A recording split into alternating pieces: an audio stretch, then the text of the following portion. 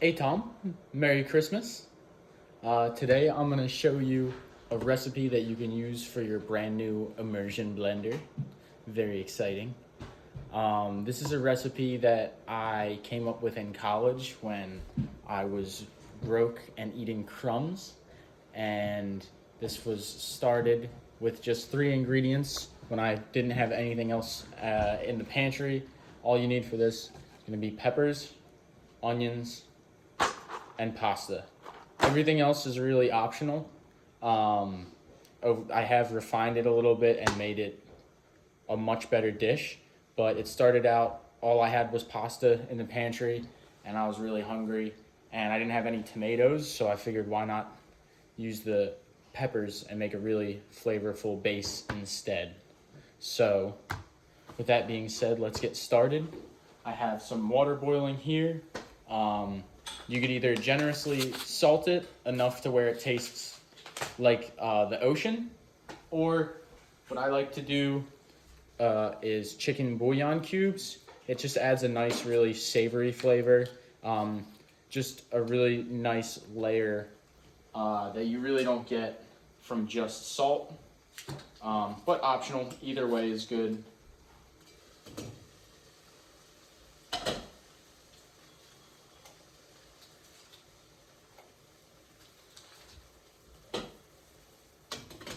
Pop those in there. And then for this dish, I don't have an immersion blender, but that's really going to show you why it's so nice to have one. It saves time. It's because it saves cleanup. You don't have to pour your one thing into a blender and then pour it back into the blender and then spill it and then stain your pants. You can just take the immersion blender, blend right in the pot. It's the best thing ever. I absolutely love these things. So at the time I didn't have one, so I was just blending it in the actual blender, but you'll see the part where I'll let you know how amazing an immersion blender is in this recipe. So for your pepper and onion, we're just going to do a dice on these.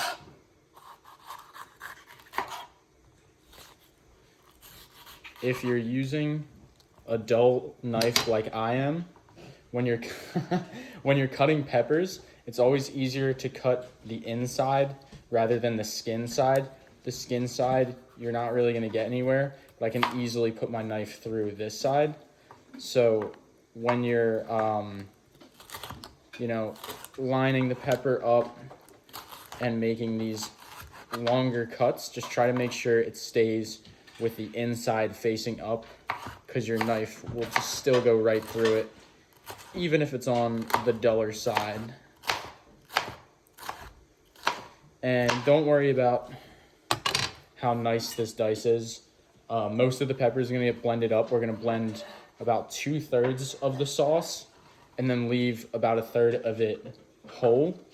So that way it adds this really nice texture, but it's also visually really nice. You get the chunks of some pepper and onion here and there, but you have this beautiful creamy orange sauce. And you love orange, so you'll enjoy that. We'll go in with our pasta now, and we're gonna cook it right before the firmness that you would like. So I like mine al dente. I'll cook it just before al dente, and then we'll finish cooking it in the sauce.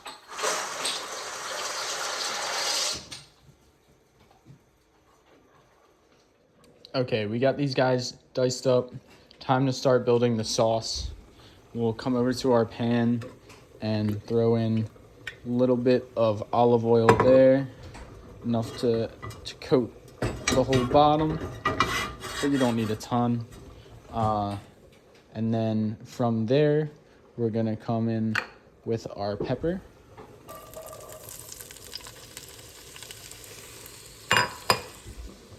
And our onions. You want the pan to be hot enough to start hearing it sizzle right away.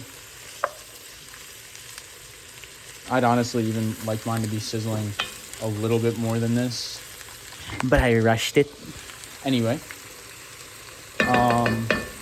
yeah, so we just want to release all the water from these peppers and onions, concentrate the flavor. We want this sauce to be really pepper forward, and I used 3 orange bell peppers and 1 whole onion. You could tweak that ratio however you'd like, or change the colors of the onions too, which is fun. If you do some orange and some yellow, you get a really fun color on there. Alrighty, at this point, it's gonna be time for the aromatics. These have sweated just a little bit. They're starting to give up their water, but now's a good time to throw in some aromatics and really season them. We'll go in with about a pinch or so of some dried red pepper. I like just a hint of it to give a tiny bit of spice, but I don't want this to be a spicy sauce. So just adding another layer of flavor there.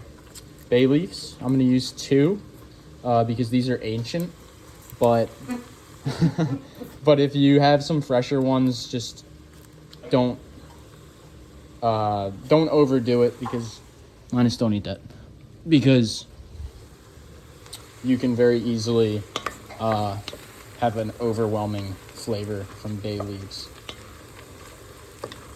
So we're gonna saute with the bay leaves and the pepper.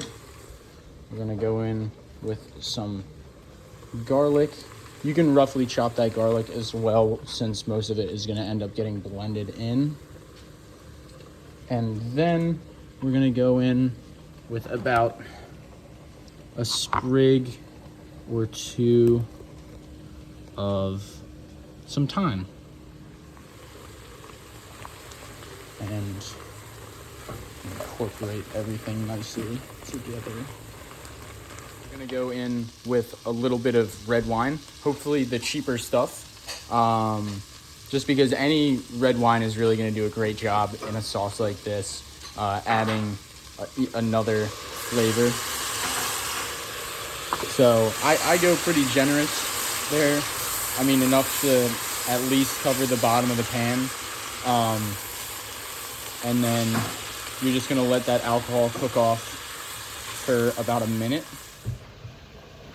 This pasta is just about where I want it done. So I'm gonna go and take a little mug and take some of the pasta water.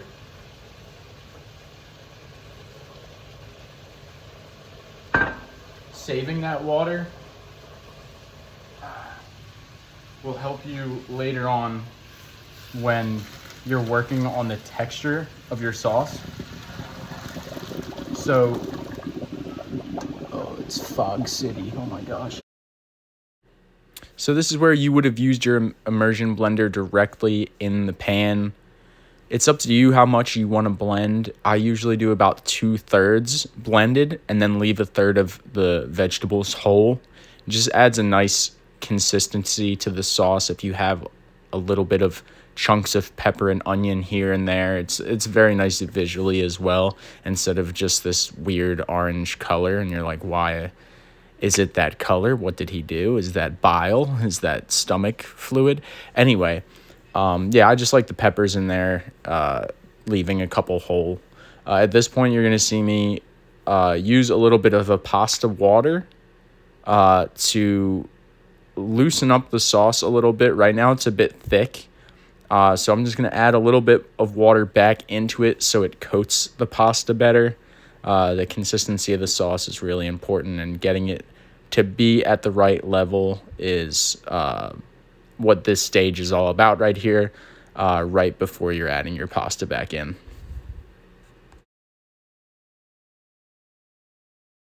Going to go in with our pasta now.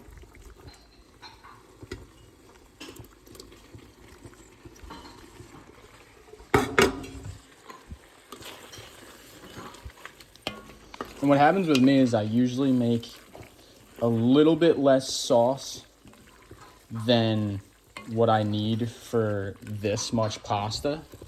So I usually never pour all of the pasta in at first, because the worst thing in the world is pouring all your pasta in at the end and then realizing you made sauce for about half of it. And now you can't even go back in time and pour the correct amount of pasta in and have a really nicely sauced pasta. And here we are at the end. I just seasoned to taste a little bit at the end there. To dress it, I usually do a Parmesan and some olive oil. Just a little bit over the top. And a little bit of grated Parmesan. But it's really nice. You can make it completely dairy-free. This one's gluten-free as well, just to be a little more friendly. But yeah, it's an awesome dish. And the immersion blender saves you so much time because then you don't have to do the dishes on this guy. You don't have to have this out and this. You can blend it so quickly, and it's such a easy thing to clean. Hope you enjoyed the recipe. Thanks, Mom, for the immersion blender, right? And enjoy.